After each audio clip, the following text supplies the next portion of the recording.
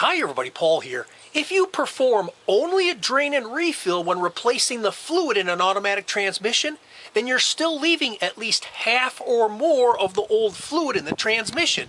You certainly wouldn't do that to your engine. In this video, I'm going to show you how to remove all of the old transmission fluid, specifically on a GM or Chevy, by performing a low pressure flush, which does not require any special equipment. So stay tuned. Let's see how to perform an automatic transmission flush, which will remove most of the old transmission fluid. The first thing to do is remove the drain plug from the transmission drain pan and let as much drain as possible. Be sure to collect all of the old transmission fluid and dispose of it properly. A lot of auto parts stores will take any kind of used petroleum at no cost. Once it's drained, reinstall the drain plug and tighten it. You may also need to remove the drain pan if it has a removable filter. This particular transmission does not have a removable filter, but instead uses a metal screen, which is good for the life of the vehicle. Next, remove the automatic transmission dipstick or cap and install a funnel into the filler tube or opening and add new transmission fluid. The big caveat here is to put the same amount back in that you just drained out so that it's back up to the full level. Once the proper amount of fluid has been added back into the transmission, you'll need to locate the transmission cooler line located at the top of the radiator. This is the return line from the transmission cooler located inside the radiator, which helps keep the fluid cool when the vehicle is running. This cooler line will need to be removed to perform the flush. To remove the transmission cooler line, first remove the round plastic keeper clip. Simply pull on it until it pops off. Next, you'll need to remove this metal spring clip. This is what actually keeps the transmission cooler line fastened to the radiator. There are special tools you can buy to remove the metal spring clip, but a lot of them are expensive and they don't always work. The most inexpensive tool to use that works every time is just a simple metal O-ring pick tool like I have here. Now remove the metal spring clip.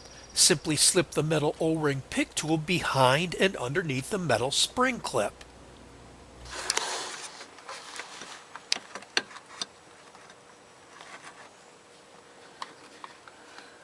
Here's a close-up view of the metal spring clip. Now grab hold of the transmission cooler line and pull it straight out until it pops out. You'll also need to purchase some polyethylene tubing that has a 3/8 inch outside diameter.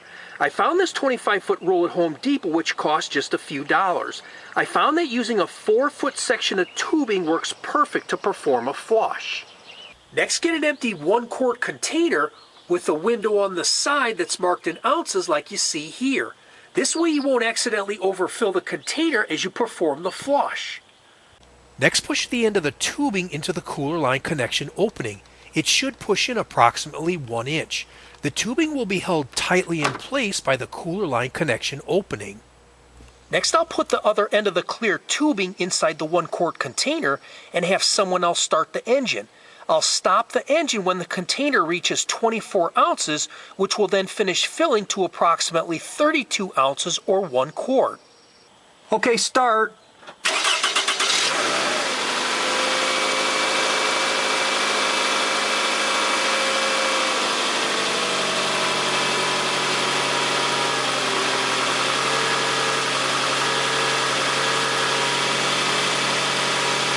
Okay, stop.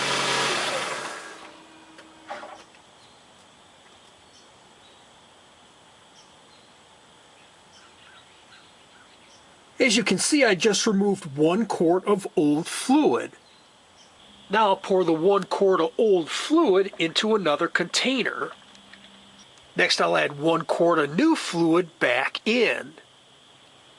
Continue repeating this procedure by flushing out 1 old quart and then adding 1 new quart back in.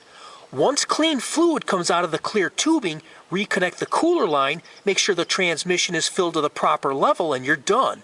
At the end of this video, I'll post another video you can click on, which will show you how to check the transmission fluid level if you do not have a dipstick. Disconnect the tubing and reinstall the metal spring clip.